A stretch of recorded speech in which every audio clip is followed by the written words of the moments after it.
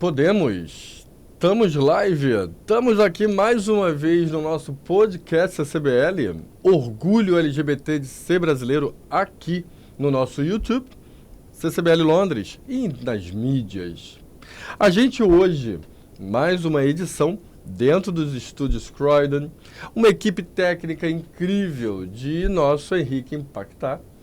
E temos hoje com a gente aqui nesse podcast, ministra, mas para mim, minha amiga, parceira de tantas coisinhas que a gente vai vendo, quando vai ver, construiu, tem muita coisa em comum. Nossa, Lúcia Murphy, obrigado. Muito obrigada pelo convite. Obrigada a todos, da CCBL. Um grande abraço aí para todos que estão nos assistindo e vamos lá, né, Rodrigo? Vamos lá. Primeiro agradecer pelo seu approach desde a primeira vez nosso Brasil Holístico. Sim. Nosso convite lá na nossa inauguração do Ministério Messiânico do Jurei aqui nosso, brasileiro, com as nossas ministras. Isso aí. Agradeço ao nosso Bom Dia CCBL, que foi um sucesso. Muito obrigada. Eu que agradeço, pelo convite e a oportunidade, de poder servir. É isso que a gente está aqui. É nóis. E aqui hoje, no nosso podcast, que é vinculado a esse orgulho nosso brasileiro de ser LGBT, sim, ou orgulho LGBT de ser brasileiro, onde essa bandeira não é muito compreendida ainda. Sim. Ainda estamos muito sofridos e expurgados do nosso país. E aí o objetivo para essa semana, ou para esses meses que a gente fala muito do orgulho, muitas paradas acontecendo, queria trazer a sua vivência, como uma mulher homossexual. Sim. Uma mulher lésbica. Sim. Casada, que viu essa nossa legitimidade acontecer, e é teóloga. Sim. E como é que fica esse processo seu? Vamos falar do lado bem pessoal mesmo. Okay. Como é que foi o processo de entendimento e acolhimento, Porque a gente é tão julgado. Como é que foi? Então, tudo isso começou assim durante a minha adolescência, Eu sou carioca, sou do Rio de Janeiro e, como você, eu frequentei o Gaivota também. Ai, que delícia! Então, e o dono do Gaivota, na verdade, quando eu comecei a frequentar, eu era ainda menor de idade, eu não podia entrar, Então, a gente pulava o muro, fazia umas coisas assim para poder estar lá junto com o povo, dançando nos dias. Era domingo, um dia incrível. Isso, tinha aquela feijoada maravilhosa, e tal. E a música, que era uma música excelente. Espetacular. Como sempre, as músicas dos lugares gays são as melhores músicas, Era uma pista exatamente efervescente. Então, e ali, quem me descobriu, na verdade, foi o alemão. O alemão chegou para mim e falou assim para mim: olha, você não sabe, mas você é relações públicas. Aí, e depois eu fui alimentando a ideia e, juntamente com uma ex-namorada, nós abrimos um bar que chamava Parthenon, e esse bar fez muito sucesso. Aonde era no Rio? Era no Grajaú. Tá bom. Cercado por 2 morros. Maravilhoso. Mas assim, foi maravilhoso, porque nós fizemos lá gincana e funcionava todas as noites. E era uma coisa muito legal. E também, como eu fiz muito produção de show na época, então tinha muitos artistas também, era uma coisa bem também cultural, Então, isso foi muito legal, porque eu trabalhei nesse bar por 5 anos. Depois eu fui trabalhar numa boate, eu fui convidada para abrir uma boate no Leblon, onde era o Zig Zag. Aí funcionou, era o Memória, logo depois. E aí foi minha primeira, desafio, trabalhar, encher uma boate, gay. E foi ali que eu percebi que realmente eu tinha uma influência com o público, Então foi muito legal isso, Nessa época você estava casada, namorando? Estava namorando, Tá. Mas aí, nessa época, quando a gente é jovem, a gente está um pouco mais aberto, para as relações, para as coisas todas. Eu namorei também rapazes porque eu precisava entender, porque, Rodrigo, a gente passa por um processo que a gente fica pensando, ainda mais naquela época, os anos 80, né? A gente não tinha essa abertura que é hoje. Não se falava, não se conversava, exatamente, né? Exatamente, não tinha essa abertura que é hoje. Então, as pessoas tinham... eu achava que eu era única, né? E que não... Como falta, então, a representatividade aí, isso é importante, né? Exatamente. Quem era na televisão, por exemplo, no teatro, alguém que você se via? Tinha Maria Bethânia, Gal Costa, né? Tá. Renata Sorrah, né? Tinha alguns, né, artistas, Cazuza, né, que é meu amigo, Renato Russo, que é muito meu amigo, entendeu? Tinha umas pessoas que a gente tinha o nosso grupo. Sim. Porque no Rio de Janeiro, assim, todas as festas, todo mundo se conhecia, conseguiu um grupo, né? Então, todo mundo ali se conhecia e tal. Como diz o do SEC, é tão engraçado. Amo do SEC. O do SEC, Eduardo do SEC, eu assisti. Quem não viu, quem não conheceu, vá lá no YouTube que ainda continua. Pois é, o do SEC é uma pessoa maravilhosa e ele chegou até a frequentar muitas vezes o Memória, quando eu era Relações Públicas, e ele falava, esse negócio de hoje, de LGBTQ, de sei que tem tantas letras, na nossa época a gente não tinha isso, a gente transava, né, e não perguntava o sexo. É coisa de ser educação, ficar perguntando, exatamente, né, coisa muito pessoal. Exatamente, que é só ele quis só humorizar, né, a situação, porque realmente a gente olha pela essência, né? Que eu acredito, né? Então, eu não fico assim, olhando a pessoa, se ela é isso, se ela é aquilo. Eu acredito que a gente se apaixona pela essência da pessoa, né? Então, acho que é isso que é importante. Mas, logicamente... Naquela época, assim, como você, só para trazer aquele gancho Sim. daquele momento que você falou... Mas também me relacionei com rapazes, porque a gente precisa se entender em algum momento. E Sim. A experimentação, ela é válida. Claro. Porque dizem que já nascemos bissexual. Sim. Somos direcionados pelo sistema. Sim. Ou não? Como é que funcionou isso? Não, então, por exemplo, eu experimentei, não só, eu acho que eu experimentei mais rapazes do que meninas. Imagino. E falando sexualmente Facilidade falando. também, né? Exatamente. Mas, assim, o que eu não tive, não era um problema sexual, de não gostar sexualmente, não é isso. Mas, assim, a mulher, para mim, é mais uma coisa mental. Né? Da coisa da inteligência, da capacidade de intuição, a sensibilidade, é diferente. Entende? Isso é uma coisa que me fascina. O que no homem, eu teria que me relacionar com homens bem mais velhos, tá, para poder atingir o nível que eu estava esperando de um relacionamento. Uhum. Então, para relacionar com pessoas bem mais velhas, as pessoas bem mais velhas estão casadas. Então está fora do esquema. E as pessoas que da minha idade não eram pessoas que realmente eu conseguia ter uma relação. Uma troca, entendeu? Uma né? troca, exatamente. Então, a mulher me atraiu nesse ponto, né? Nessa coisa de integração, de entendimento, do toque, de saber exatamente o que eu preciso, o que eu não estou necessitando. Importantíssimo para qualquer relação, né? Exatamente.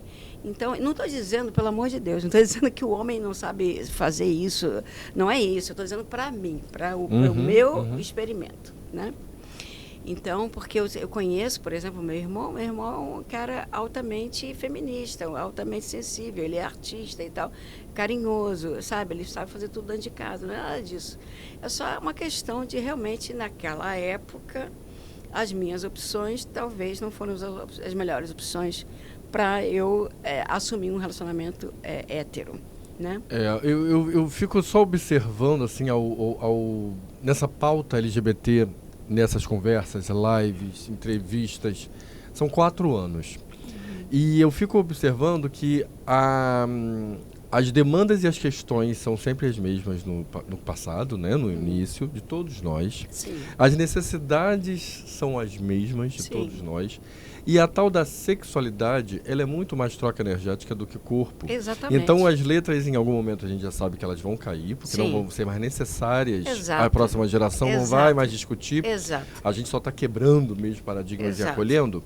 E também tentando encaixar, né? Alguém, O seu comportamento a alguma coisa. Que não deveria ser necessário. Porque nós estamos aqui, nós somos um planeta com uma raça, que é a raça humana. Agora, o Deus, né? Desculpa, né? Não é, eu sei que não é isso. Vamos lá. Mas assim, Deus fez a gente como um único.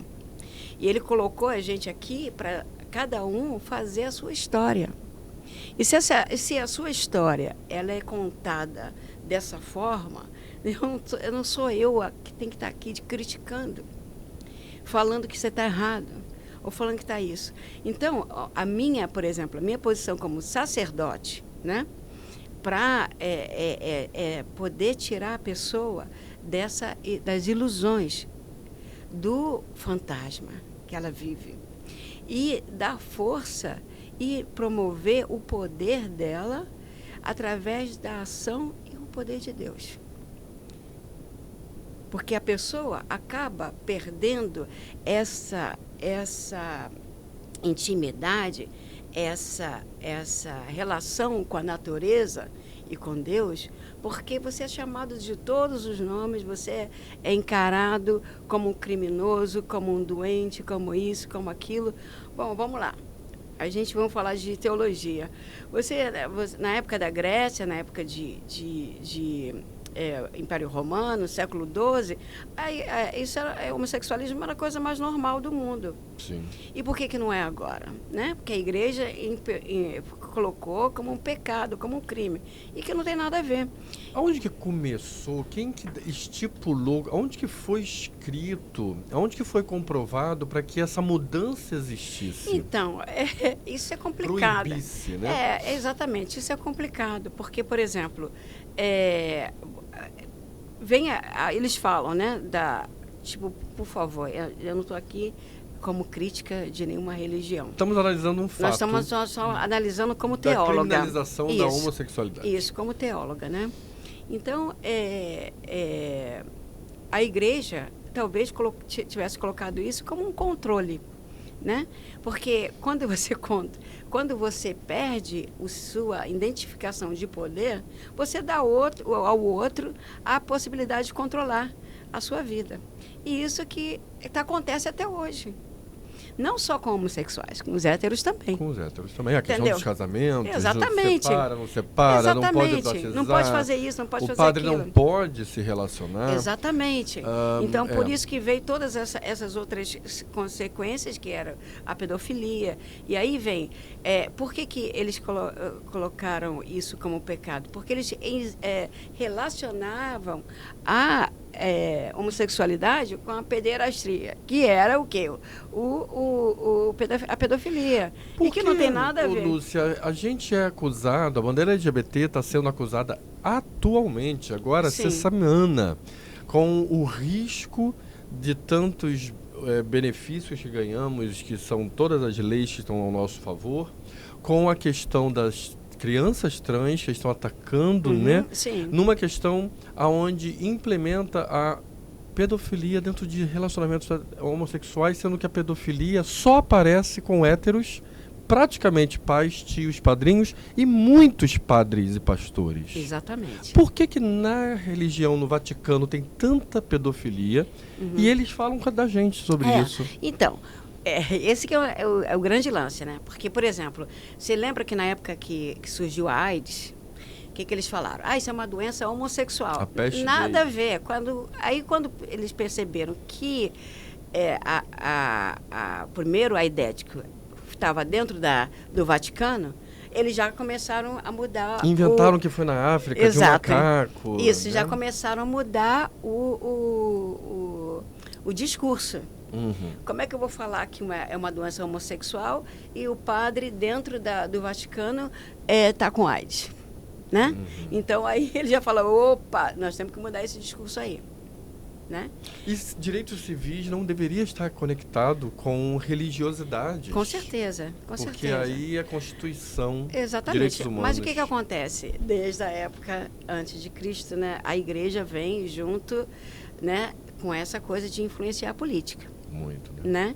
Então, uma coisa que já está impregnada, né? Que não deveria né? Porque a igreja tá ali, né? Como objetivo, como missão, para servir a humanidade, para servir as pessoas que estão, de alguma forma, desfocadas, com falta de amor, com falta de entendimento. Sofrimento. Com sofrimento, né? Um sofrimento espiritual, seja lá físico, emocional, né? Então, a gente tem que estar ali para isso, para dar esse suporte. E não para falar para ela, olha, por favor, vou hoje curar você, né? Que você não pode ser gay. Ele pode ser o que ele quiser, porque Deus... E essa cura tem um custo, né? Exatamente. Outra coisa importantíssima que a gente fale aqui também é que você imagina, se você for colocar Deus, né? Ele é o Criador. Ele criou todas as coisas.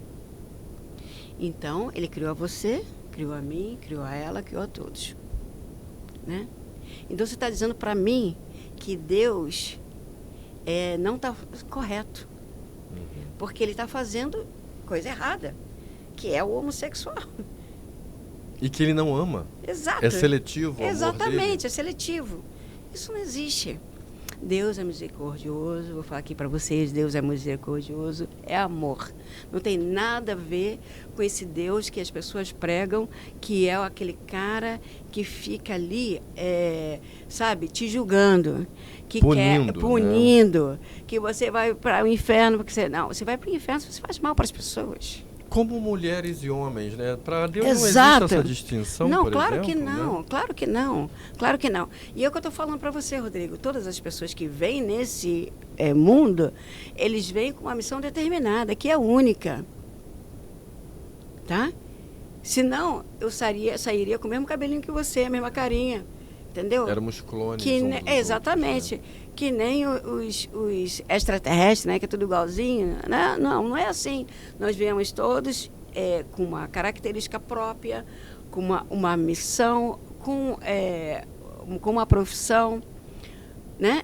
Tudo isso que nos diferencia como pessoa. Na questão pessoal, sim, esse estudo, né, da teologia, as religiões, aonde foi que deu uma virada de chave? Onde você percebeu que a tua busca, ou se é que já houve alguma sombra, aonde que você viu que ali, isso aqui me traz uma luz, uma calor? Desde pequena, meus avós já eram bem religiosos, né? Meus avós eram católicos, mas eu ainda tinha, mesmo pequena, ainda tinha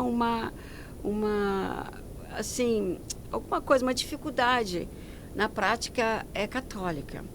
Porque, por exemplo, aquela coisa de comungar, aí ele vai comungar, mas tem que confessar. Pô, eu tenho 5 anos, vou confessar o quê?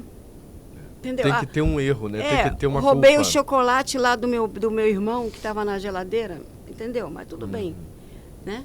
Então, se eu não confesso, eu não posso comungar, mas tudo bem. Então, vamos lá. Eu com comida criança, eu ia ficar o dia inteiro lá comungando, porque Maria mole. Exato. Então,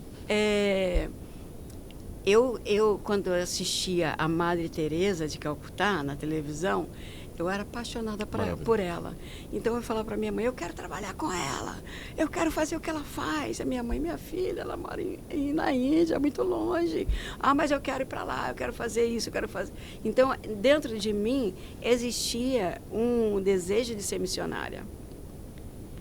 Desde criança. Só que esses sentimentos, né, de ser missionário e ser gay se mistura dentro dessa consciência que as pessoas querem imputar em você. Olha, não pode, como existe que você vai ser... Existe uma pureza e uma sujeira. Exato. Como é que você vai ser uma pessoa, um ministro, ou sendo gay? Como é que é isso, né? Então, por muito tempo, eu fiquei naquela dúvida, até que eu falei, não, essa é o meu desejo, então eu vou fazer, até onde der, entende? Até onde der. Se não me permitirem que eu seja uma ministra, uma sacerdote, seja lá o que for, isso para mim não faz a menor diferença. Porque o que eu quero fazer é o bem. Maravilhoso. O que eu quero fazer é o bem. Entende? Então foi o que eu fiz. Durante todos esses anos, eu estou há 50 anos dentro da Igreja Messiânica. Desculpa, posso perguntar? Pode perguntar. Quantos anos que Lúcia tem? Vai fazer aniversário que eu fui convidado agora. Eu vou ter que perguntar, Milu. 60. Eu Coisa vou fazer. Coisa mais linda. 50 anos nessa função de melhorar e facilitar a vida do outro. Sim. Pela Jurei, né? Fé, Jurei. Pela fé, exatamente. Isso é outra coisa que é importante a gente colocar, porque as pessoas, elas, pura e simplesmente, por existir, elas têm fé. Né? Nós temos aqui o terceiro olho, temos aqui a pienal, e assim vai. Todas são conexões com os chakras, tudo isso são conexões com o divino. Então, a pessoa que fala, que também, né, como diz o inglês, né, sola seer, a pessoa que fala também, eu não acredito em Deus, eu falo, pô, pelo amor de Deus, vamos crescer um pouquinho. Mas eu acredito numa energia, tudo bem, mas essa energia, meu querido, tem um nome, né? Mas assim, a questão não é essa, a questão é que todos nós temos essa fé já por natureza. E essa fé, aí se você fala assim, mas Lúcia, e o ateu?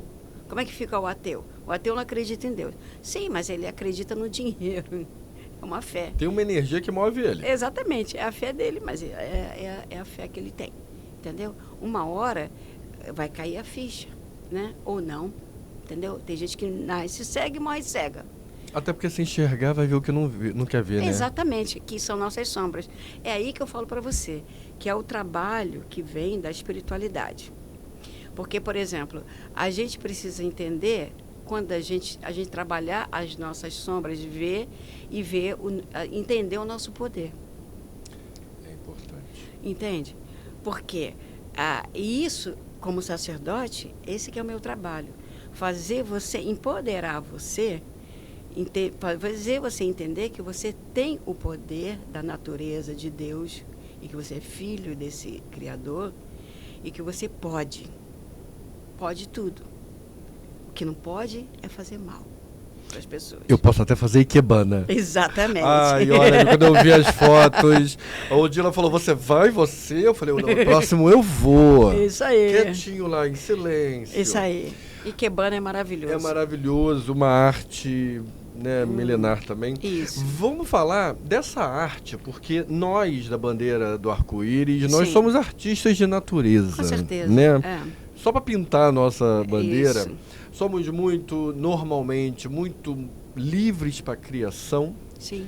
para exposição, comunicação e, enfim, muita leveza, Sim. apesar de terem imputado muito peso Sim. nisso. Mas isso faz parte, eu acho. Que, por exemplo, se ninguém me fizesse... Porque as pessoas falam assim para mim, poxa, nunca ninguém falou para você palavras que você... Eu falei, gente, olha só, me chamar de sapatão não me diz nada. Ou me chamar de... xingar minha mãe não me diz nada também. Sapatonei, agora virou um verbo. Achei tão lindo. Não, eu tenho um amigo Daniela que ele me fala. chama de sapatânica, só por causa que lindo. É uma brincadeira, né?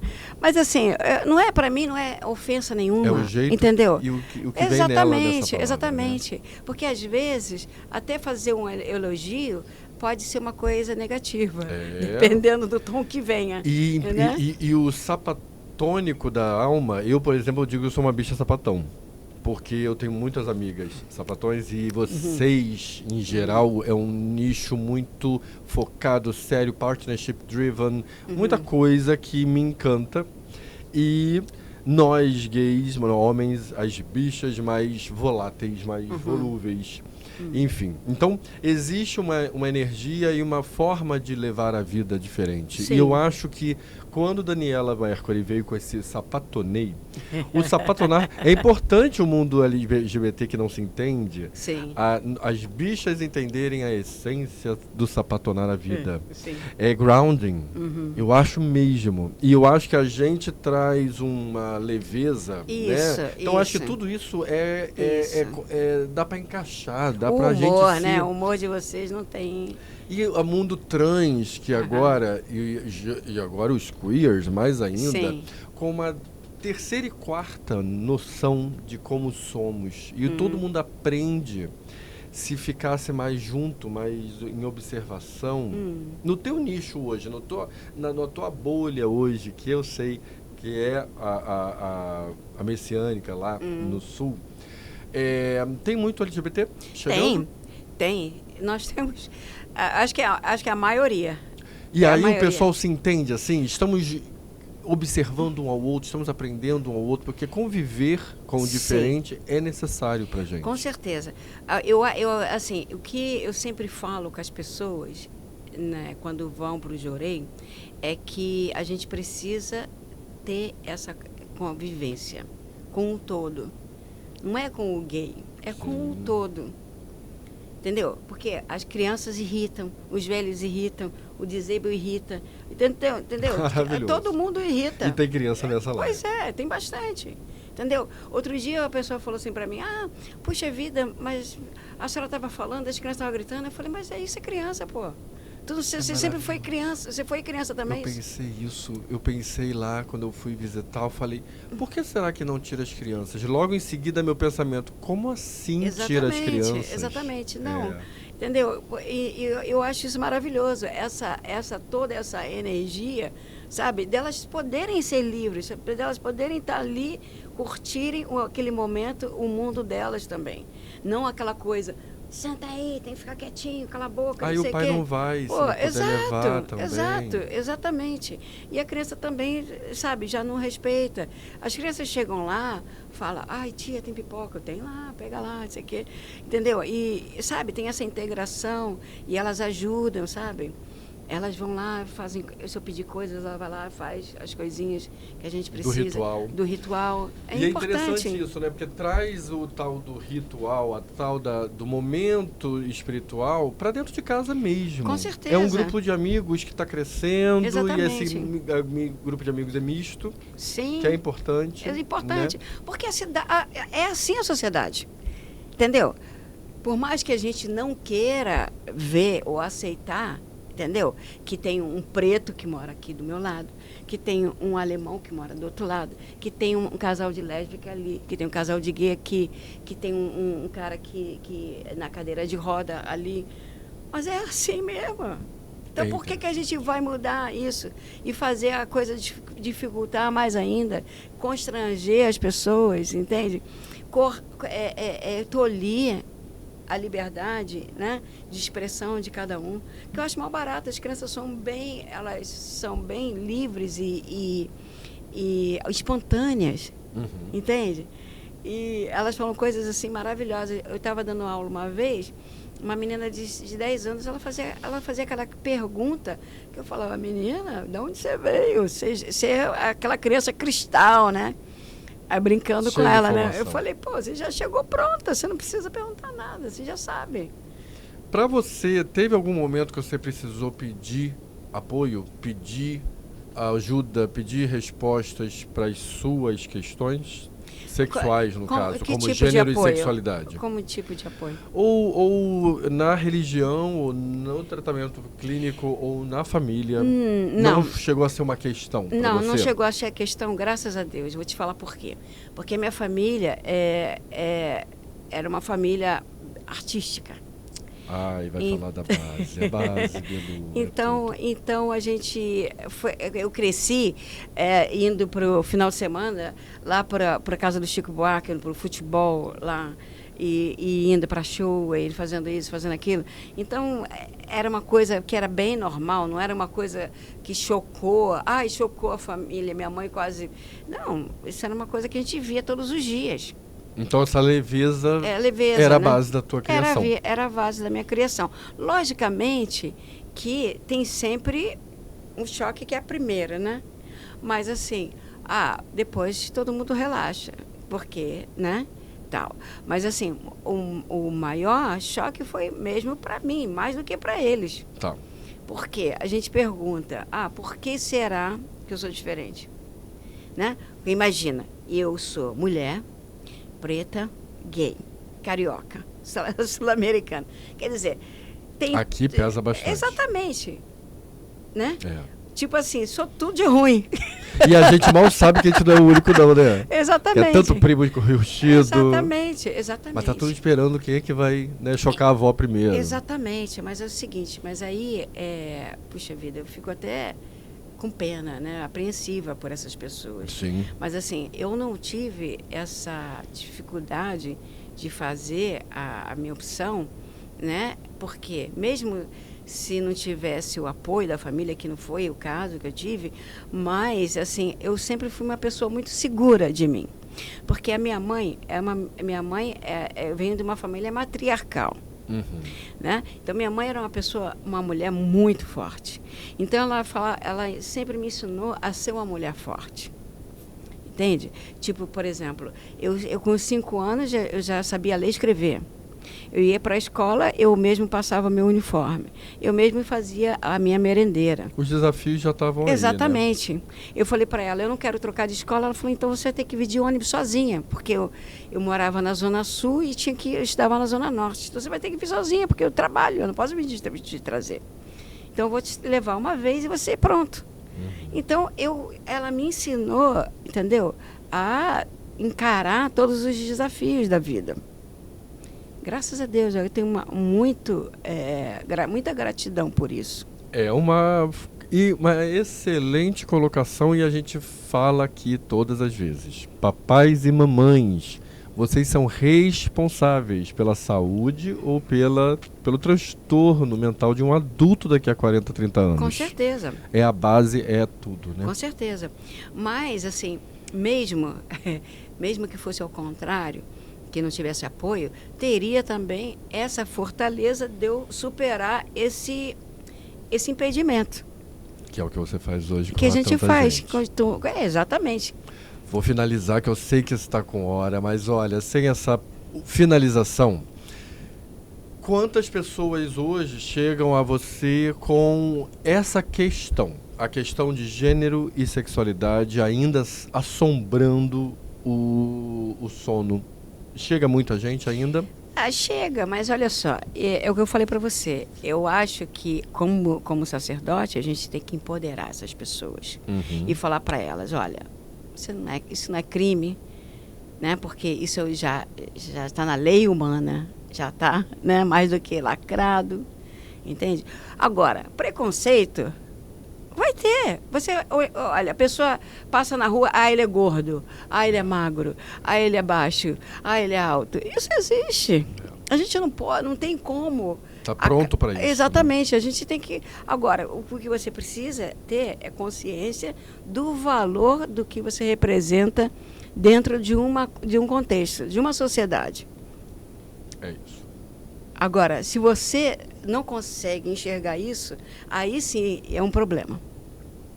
O jurei, ele ajuda nesse momento de você destravar o seu subconsciente? Com isso certeza. É um subconsciente pesado que está ali. Com certeza. Porque isso nada mais é do que, vamos dizer assim, nuvens que vão nos cegando, né? Uhum. Então, o jorei, ele vai tirando, né? Ele vai limpando essas nuvens e vai clareando mais a sua mente. E aí você vai abrindo e falar, opa, estou conseguindo ver agora a luzinha no fundo do túnel. Opa, agora eu entendi o que ela me falou há um mês atrás. Agora eu estou sentindo esse empoderamento. Agora eu estou entendendo a minha missão. Agora eu estou entendendo o que eu vim fazer aqui. E agora eu estou entendendo que eu sou filho de Deus. E se eu sou filho de Deus, ninguém pode comigo, cara. Quem que vai parar? Pô, entendeu? Maravilhoso. Olha, esse podcast, Bilu, isso era para dar assim, 3 capítulos. Mas quem sabe gente faz um podcast lá no nosso espaço. Isso aí. Ah, olha, tem tanta gente interessante. Vamos lá. Muito obrigado. Obrigada a você. Essa aqui é a nossa Lúcia Murphy. Muito obrigada a você, Rodrigo, pelo convite. Sempre tão carinhoso, né? Sempre tão dando a gente a oportunidade também de divulgar um pouquinho o nosso trabalho. E, assim, nos projetar do jeito que a gente é. Amém. Tem não que é isso? ser. Tem tá que bom? ser. Muito obrigado. Muito obrigada. Muito Conte comigo boa parada. sempre. Nosso orgulho LGBT de ser brasileiro vai estar juntinho com toda a brasileirada, com todo o mundo que está junto na Oxford e na Regent Street nesse sábado. Isso aí, aproveite. Vai ser lindo. E você fica com a gente, que agora vai estar no YouTube, CCBL Londres, Lúcia Murphy. Valeu. Obrigada, gente.